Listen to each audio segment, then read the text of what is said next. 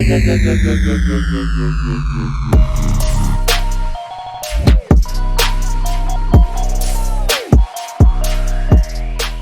going on YouTube? It's the Green Shiz.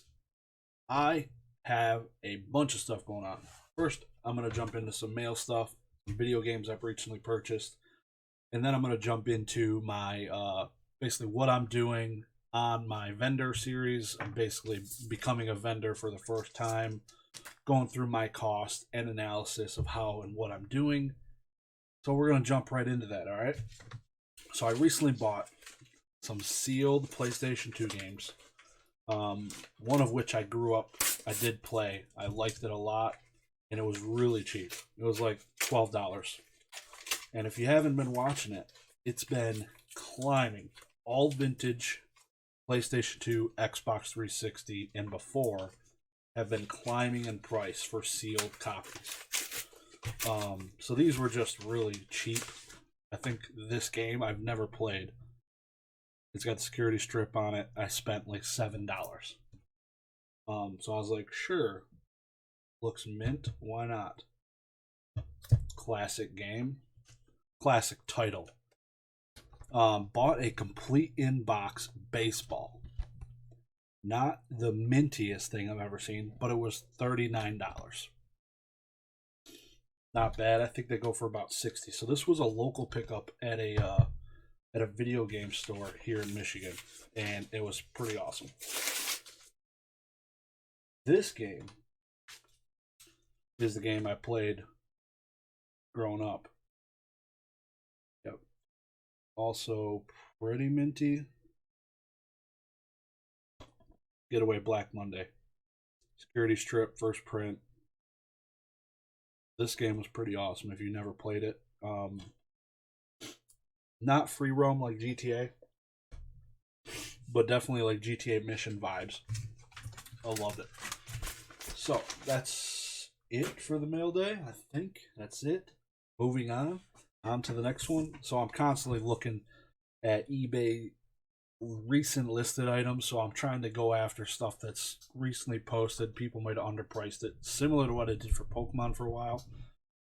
But now I've kind of transferred over to video games a little bit. So this has been pretty fun. Not gonna lie, I enjoy buying some video games. I think I did buy another complete in box game, but we'll wait until that gets here. So jumping into my vending series. So like I said, this is the first time I'm ever gonna be a vendor. I mentioned it before. I'm gonna do a breakdown, kind of what I'm doing, what I'm spending, and what I got to do to make it profit, to make it worth my time. And basically I made this spreadsheet just to get it started. So going through what I need to be at Collecticon, and it is across the country. I'm in Michigan. Collecticon's all the way down in Houston, Texas. So obviously I need a flight. I'm flying Delta. I'm a big dude. I always ride first class because I don't fit in those tiny seats. So I need to buy the premium, and this is still cheap. $330 round trip with decent times. So this is the way it's going to go. I'm flying in there Friday night because I work Friday all day. So I'm leaving after work. My flight's at like 6 something. And I arrive 8-ish p.m. IAH Airport, Houston International Airport, whatever it is. And setup is Friday, and it ends at 8 p.m. So I'm missing the setup day. That's L. And vendors are also supposed to get their badges on Friday. So that's another L.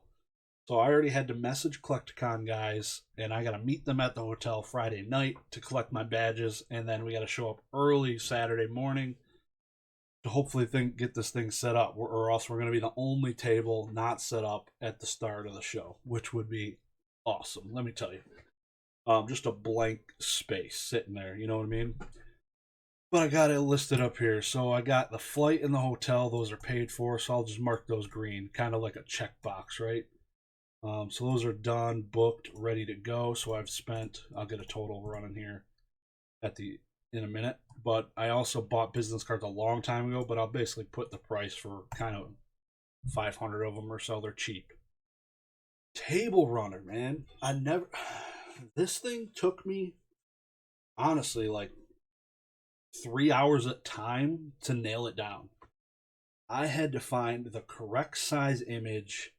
I wanted this right, correct size, length, and width, the correct color, black. But just finding different companies that I knew could ship before October 16th, because that's only 3 weeks, less than 3 weeks away. So sometimes when you buy stuff like this with custom stuff printed on it, getting it in 3 weeks could be tight. So I went through like 12 different vendors just asking, hey, can you meet this date? Hey, can you meet this date? Until finally, a guy on Etsy, and I don't know his name off the top of my head, but a guy on Etsy said, yeah, send me your pictures. And that was, I had to send a few pictures just to nail it down correctly. Sent him a few pictures. He had the black cloth, had everything I needed. And so basically, I'm getting the logo right on the front of it. You know what it is. Just getting my logo on there. It's on a black cloth, and they provide the actual whole tablecloth. So I get a 6-foot table. They give me a black cloth to cover it. So mine's just a runner that's going to go down the middle. So that's cheap. I spent $37 on that, so that's nice to have. That was a one-time purchase. Hopefully I never need to buy it again. So now the only other things I need to determine is a banner or a logo, which I did that on my table runner. So I don't know if I need to have one. I know at the previous Collecticon it was a mandatory requirement to have a table banner above your table. I don't think that's the case this time. If somebody else knows, let me know. I kind of don't feel like asking them, and I'd rather just ask for forgiveness when I show up instead of buying one, because I'm going to be there with my shirt on, and that's a pretty big banner itself. So I think this one is void. Likely I can just skip this one, which will be awesome. I need to make my plexiglass holders. So this I've put some thought into. Man, this thing, these computers suck. I'm literally just talking. My OBS, my screens go black. So I'm like, well, did I lose my whole recording? What's going on? And we're back. And we're back. You're looking at a blank screen. That's cool. There's that. Okay, we're back. We're back in business. I ain't gonna edit it because this is just raw awesomeness. You know what I mean? So, these plexiglass holders, I got these dimensions cranked out. Come on. So I got a 6-foot table. I'm thinking about 52 inches is where I'm going to have cards, and about 10 inches on each side where I'll kind of stack it up. Maybe showing some games, a little bit of 3-dimensional display instead of just having, you don't want just a table with slabs laying on it. It doesn't look good. You want to have some eye appeal besides myself standing behind the table. So there's got to be some type of 3-dimensional aspect to your table, which pulls people in. My handsome self will definitely be pulling in everybody anyways. But the biggest thing is the plexiglass holder. So people I've seen just lay their slabs on the table and cover it with a sheet of plexiglass so people can just walk by and yank it. But I don't like that it's flat. I want it angled 30 degrees or so that instead of the slab just laying like this, it's sitting up to where you can see it if you walk by it easily. And we're talking these will be 3 or 4 deep on the table, slanted. You know what I mean? So I need a plexi underneath and a plexi over top, and some type of mechanism so that it opens and closes, so I can just lift it up, grab something, and shut it. But you can't just attach 2 pieces of plexi together because you need that gap difference for the slab because it won't open properly. But then if it opens, will it slide out the bottom because you have it on an angle? So lots of things to think about. More than I ever thought I would regarding this holder, but I'm going to start making it hopefully not this weekend. It's already Sunday, but definitely next weekend I need to get started on it. And basically I'm going to make these small enough. So again, these dimensions, 52 inches of plexi I need. And I need to make multiples so that I can fit it inside of my luggage because I don't want to mail it. And I got like a premium Delta Sky Miles card, platinum card or something, so I get free luggage times two or something, 2 bags or something. So I'll be checking a bag, obviously, and I'll make my friend check a bag because I need to pack some of this crap. I need to pack the banner. The slabs will be carry-on. The money will be the carry-ons. Just I don't want any funny business. I don't want stuff getting thrown around, just yeeted across the plane. Just you know how those guys are, just yeet, yeet, just destroying stuff. And it would happen with my cards, and I'd show up with 200 broken slabs. So I did the math.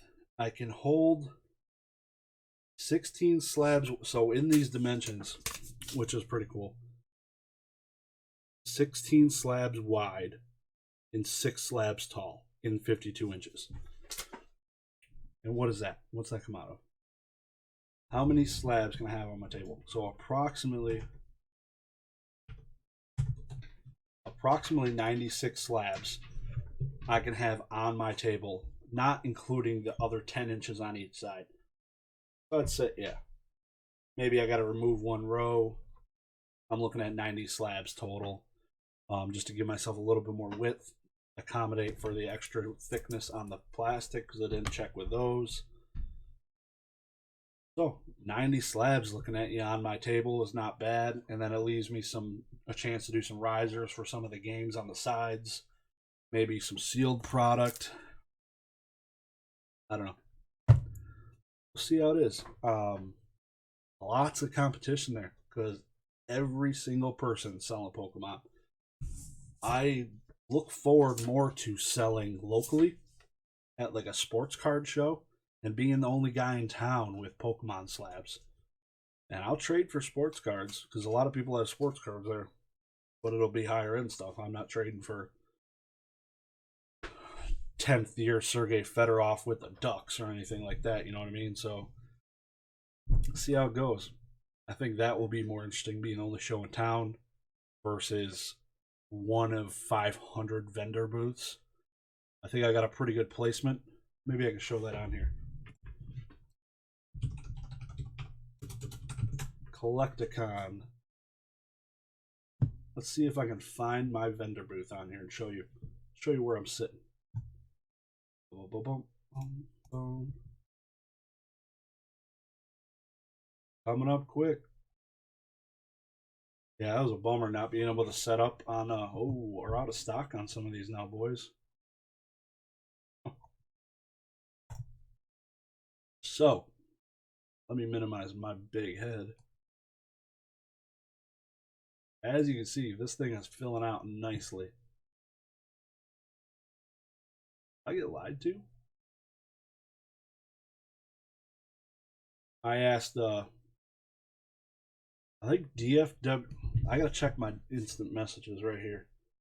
Cause pretty sure I messaged DFW Pokemon. If you're not familiar with them, they're just they own Pokemon World and they're pretty they're up there with sales for sure. They're all usually one of the biggest booths. So I wanted to be around them just because all the foot traffic. That was my play. Let me see if I can find this message. Yeah.